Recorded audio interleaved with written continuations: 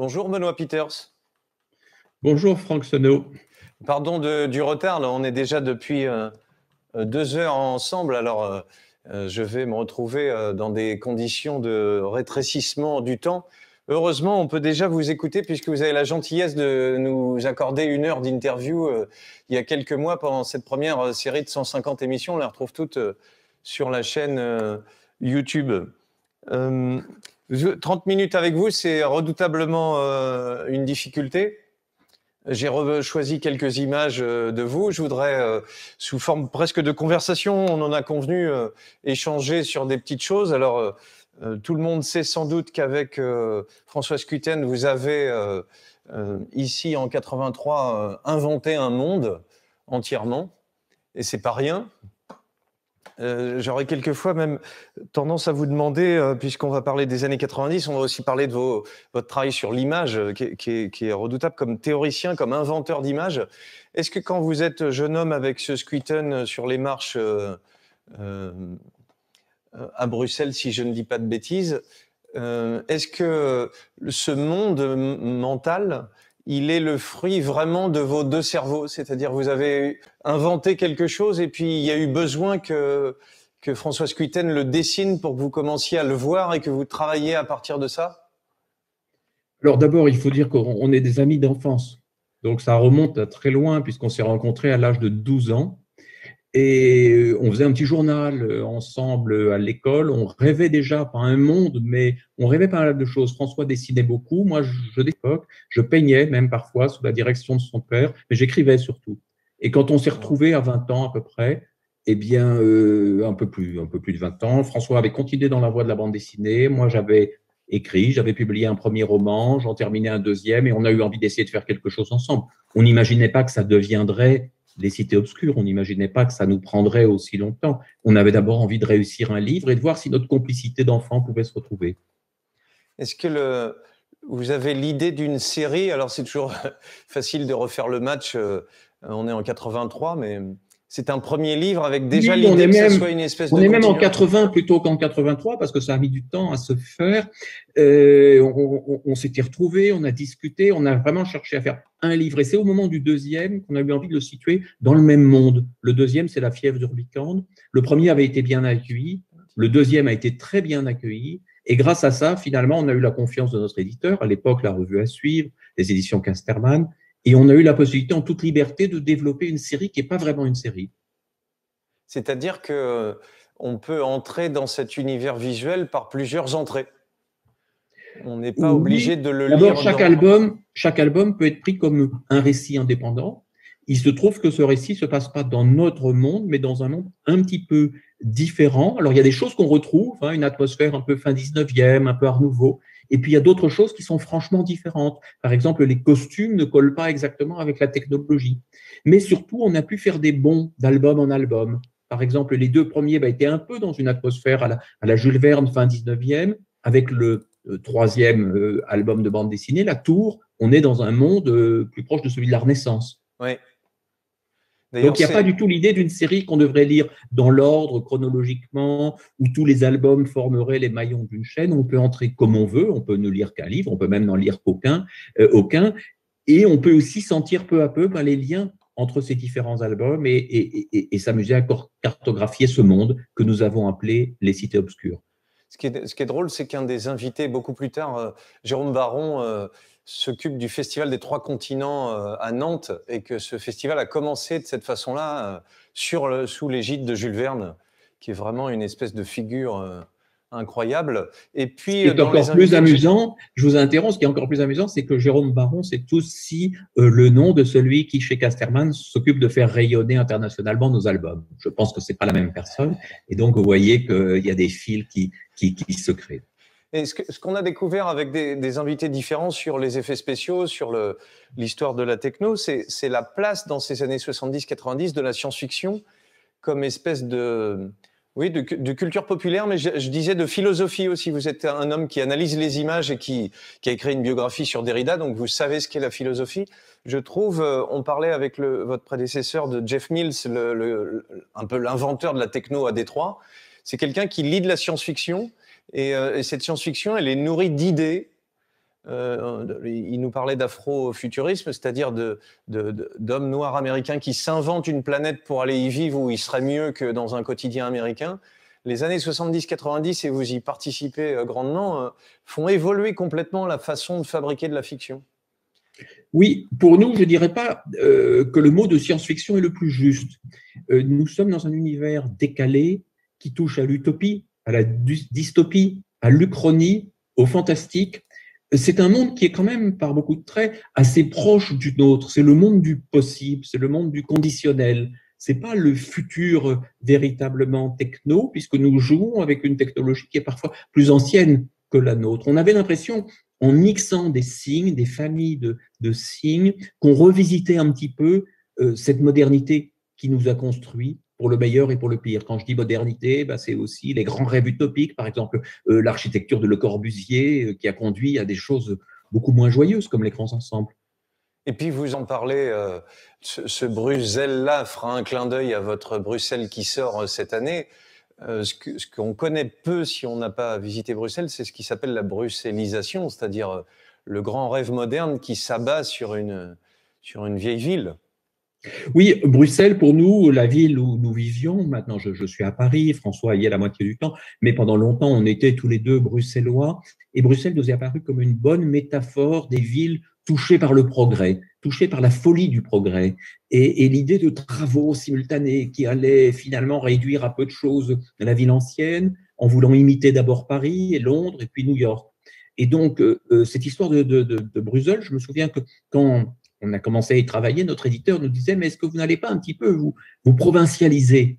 Or, c'est une histoire qui a connu un écho important, qui a été traduite dans de nombreuses langues, parce que je crois que beaucoup de gens y ont trouvé, par-delà les références à Bruxelles, la fable de cette folie du changement, de l'oubli de soi-même. La bruxellisation, qu'est-ce que c'est? C'est la destruction méthodique du patrimoine d'une ville. Alors, il y a des villes qui n'ont pas choisi. Quand Beyrouth est victime d'une guerre ou d'une explosion terrifiante dans le port, il y a là quelque chose de plus fort que ses habitants, qui les bouleverse. Quand une ville est bombardée, il y a quelque chose de terrible. Mais là, Bruxelles, ce qui était étrange, c'est que c'était une ville qui ne s'aimait pas et qui s'est transformée. Maintenant, dans le livre que nous allons sortir bientôt avec François Scheuten, comme on dit en Belgique, qui s'appelle Bruxelles, un rêve capital. C'est un livre de textes et d'images où on va montrer quand même aussi les beautés de Bruxelles, puisque c'est une ville que, par-delà ses défauts, nous aimons beaucoup. C'est aussi un point commun avec le festival de films Les Trois Continents qu'on va voir juste après. Je lisais un texte de Comolli, qui est un des grands documentaristes qui a fait toute une série sur Marseille, et qui, dans un livre sur l'histoire du cinéma qu'a dirigé Thierry Pacaud, dit quelque chose qui devrait vous parler beaucoup. Il dit que les premiers documentaires sur les villes nous montrent des villes qui ne sont plus identiques à ce qu'elles sont aujourd'hui. Et elles ont toutes disparu, Londres, Paris, en 1895-1900, Berlin. Et Comolli dit une chose merveilleuse qui devrait vous plaire, c'est que finalement, il y a une espèce d'absence qui est montrée dans le film. Et c'est cette absence qui nous réjouit en tant que spectateurs. C'est-à-dire qu'on est très heureux de voir cette ville comme on n'y était pas. Et Comolli fait évoluer un peu la remarque puisque vous avez écrit et connu Roland Barthes, cette idée que le passé, enfin le présent serait quelque chose qui travaille avec nous, qui n'est pas la même chose que l'actuel, qui est le quotidien qui passe en fait. Il y a quelque chose dans l'univers du cinéma documentaire encore plus, qui va exploser dans ces années 90, qui vient nous faire réfléchir à ce que vous venez de dire, c'est-à-dire une espèce de nostalgie, et en même temps, le terme nostalgie colle pas du tout, c'est-à-dire de compréhension de ce temps qui passe par la ville qui se détruit et qui se transforme. Oui, si on regarde un film de fiction comme Cléo de 5 à 7 d'Agnès Varda, par exemple, du tout début des années 60, par-delà la fiction, aujourd'hui, ce qu'on voit, c'est le documentaire. Par exemple, on voit la gare Montparnasse avant sa destruction. On voit un quartier qui n'existe plus. On voit une façon d'être dans la ville où la cohabitation entre le piéton et la voiture n'a rien à voir avec celle qu'on a connue après. Et peut-être que la bande dessinée, c'est une autre façon de fixer des images, parce que les bandes dessinées telles qu'on les fait, on ne restitue pas telles quelles un bâtiment ou un quartier ou une ville. On recompose, on réorganise, on travaille avec de la mémoire, on travaille aussi avec de de la documentation. Je crois que c'est une force de la bande dessinée que de pouvoir prendre au réel et en même temps de le transformer, de le transfigurer. Même le pari que décrit Tardy dans ses albums, par exemple quand il adapte Léo Mallet, c'est un pari qui déjà n'existe plus. Donc la remarque de Comolli peut s'appliquer aussi à l'art de la bande dessinée et peut-être à la littérature. Un écrivain comme Modiano n'arrête pas de faire ça, de sauver des images de villes qui autrement peut-être disparaîtraient. Alors, il y a un aparté dans ces années, là nous étions en 81, 83, c'est que dès 85, je vous ai déjà questionné parce que je suis très fasciné par votre travail sur le roman photo et puis par cette réflexion sur l'image. Mais je le reprécise encore, en 85, avec l'extraordinaire talent de Marie-Françoise Plissard, qui est photographe, il y a un texte, une postface de Derrida, dans lequel, au dos du livre, on voit, on peut résumer Derrida avec une petite phrase, c'est tout à fait audacieux. Tu ne sauras jamais, vous non plus, toutes les histoires que j'ai encore pu me raconter en regardant ces images. Ce qui est, on le voit dans votre ouvrage sur la biographie de Derrida, mais qui est tout aussi passionnant, les 3 ans avec Derrida, dont je vais reparler juste après. C'est de quelle façon l'écriture biographique est une façon de rendre hommage à quelqu'un qui vous intéresse, mais dans le petit journal du biographe, une façon de questionner qui est celui qui enquête sur l'autre, qui est celui qui peut parler de l'autre. Et il me semble que dans les années 90, votre travail évolue. J'ai mis, là c'est un contre-courant, mais vous avez écrit des biographies beaucoup. Vous êtes en train d'en écrire une de nouveau. Vous avez réalisé des documentaires sur des auteurs. Et d'ailleurs, dans ces 3 ans avec Derrida, le journal les carnets d'un biographe, vous dites au tout début, je résiste pas à l'idée de vous questionner. Vous hésitez à savoir sur qui vous allez écrire avant que cette idée de Derrida ne vienne. Vous pensez à Jérôme Lindon, mais c'est impossible. Et vous pensez à Magritte aussi. Et je suis très étonné. Alors, vous avez l'amitié de supporter des remarques tout à fait hors de propos. C'était presque convenu que vous écriviez sur Magritte. Je suis assez content que vous ne l'ayez pas fait. C'est-à-dire belge, image, plusieurs niveaux de lecture. Est-ce que je me trompe en voyant ça dans Magritte? Est-ce que vous le voyez tout à fait différemment? Écoutez, une biographie, c'est une chose qui m'a toujours passionné, intéressé. C'est une manière de vivre avec quelqu'un. C'est un disparu, parce que pour moi, une biographie, c'est la biographie de quelqu'un qui n'est plus là, qui ne vous surveille pas. Mais c'est vivre longtemps en amitié avec quelqu'un. Et j'ai eu cette admiration pour Hergé, pour Paul Valéry, pour Sándor Ferenczi, pour Jacques Derrida. Et quand je me suis plongé dans les lettres de Magritte, malgré mon admiration pour un certain nombre de ses tableaux, je ne me suis pas trouvé en amitié. Et vous évoquiez le travail avec Marie-Françoise Plissard pour Droit de regard. Derrida, c'est quelqu'un que j'avais un peu connu, qui avait d'abord fait un acte d'une générosité incroyable en ajoutant à notre livre un peu bizarre, un peu étrange, un peu risqué, un peu érotique, en ajoutant non pas une petite préface, mais un long texte, une lecture généreuse. Et quand nous nous sommes côtoyés, comment aurait-il pu imaginer que ce jeune homme, un jour, serait son biographe et plongerait dans sa vie? Et en même temps, pour moi, le peu que je l'avais connu, c'était très important. Bien sûr, je l'avais lu, j'avais suivi certains de ses cours, mais surtout, j'avais eu ce moment de partage qui faisait que j'avais toujours le sentiment de sentir derrière moi une présence un peu inquiète et bienveillante à la fois, qui me regardait faire et dont je voulais être digne. Et l'exercice biographique, c'est ça, parce que vous entrez dans l'intimité de quelqu'un, mais vous ne devez pas trahir cette confiance. On peut finalement démolir n'importe qui avec quelques lignes, avec une lettre, avec un témoignage malveillant. Et écrire, c'est chercher le plus loin possible la vérité d'un être, mais aussi ne pas se poser en juge.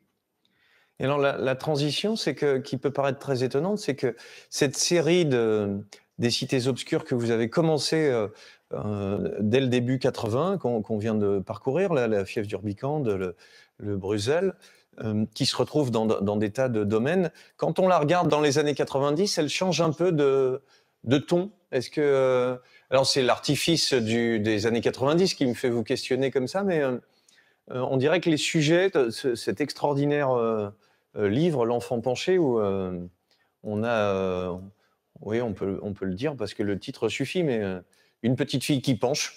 sans qu'on comprenne tout Une à fait. adolescente qui brusquement se retrouve inclinée à 30 degrés, ça va lui poser des problèmes énormes. On va la suivre à travers les années de croissance et la manière dont elle vivra cet étrange handicap.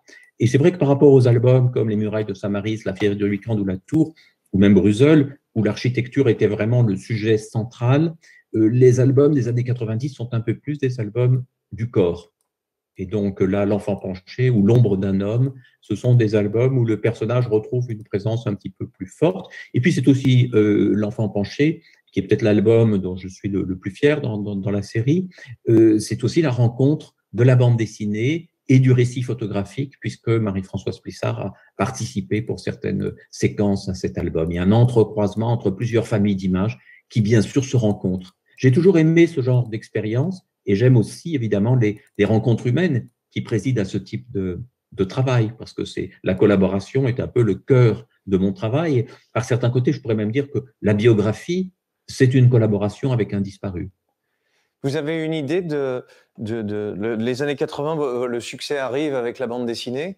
Et qu'est-ce qui, c'est assez difficile à faire. Et puis on va pas faire votre biographie avec vous. J'attendrai que vous soyez mort. Hein. Je serai tout à fait respectueux que ça arrive le plus tardivement possible. Qu'est-ce qui changerait dans le fait que petit à petit l'humain, la façon de narrer soit devenue différente? J'aurais l'intuition que votre travail théorique à côté, le fait que vous travaillez avec le cinéma, avec Ruiz, que vous travaillez avec Plissard et Derrida, que la réflexion sur l'image que je viens de montrer rapidement dans ce texte sur le... Il est passé, voilà, il n'est pas là. Oui, sur la recherche sur l'image elle-même. L'image fuit, l'image s'évanouit. Écoutez, on mûrit, on se transforme. Une des choses qu'on avait décidé avec François dès le début des Cités Obscures, c'est qu'on ne voulait pas faire des albums construits sur le même modèle. Il y a des albums en noir et blanc, il y en a en couleur, il y a des albums courts, il y a des albums longs, il y a des récits illustrés, il y en a même qui s'échappent tout à fait de la forme du livre. On voulait bouger. Et bouger, ben, ça veut dire aussi tirer parti du monde qui bouge autour de nous et de nous-mêmes qui nous transformons, qui mûrissons. Le risque pour un créateur, ce serait de devenir à un moment mécanique, prisonnier d'une formule, prisonnier de quelque chose qu'il sait faire. Et moi, mon envie, que peut-être certains considèrent comme de l'éclectisme ou de la dispersion, c'est de continuer à apprendre, à découvrir, à chercher. Au fond, je suis si j'ose dire, une sorte de chercheur en imaginaire. C'est-à-dire que je ne crois pas aux formules, je ne crois pas aux recettes, je ne crois pas aux scénarios en béton. Je crois au fait de se réinventer, quitte à de temps en temps se tromper. Et votre travail théorique a sans doute contribué à comprendre ça, parce que ce qui est très incroyable dans votre travail, c'est que vous êtes continuellement dans la fabrication, donc dans un imaginaire à diffuser, que tout le monde saisit et aime, et en même temps, tout le temps dans l'analyse. Et on a plutôt l'habitude, puisque vous parlez de polyvalence et de la limite de cette polyvalence, puisqu'on est toujours, il faut être soit l'un, soit l'autre. Je suis très impressionné par cet aspect de joueur que vous conservez et en même temps d'analyste de l'image. Vous avez l'impression que ce ne sont pas à partir de ces années 80-90 que votre travail théorique aussi a pris de l'importance? Non, je crois que ça a toujours été là. J'ai travaillé avec Barthes dans ma jeunesse. J'ai commencé à analyser Tintin en même temps que je commençais à écrire de la bande dessinée. Et dans le monde français, souvent, on sépare les choses. Il y a ceux qui créent et ceux qui analysent, ceux qui étudient. Et tout récemment, je passais devant un bâtiment d'une université américaine à Paris où il était écrit « Institute for Ideas and Imagination ».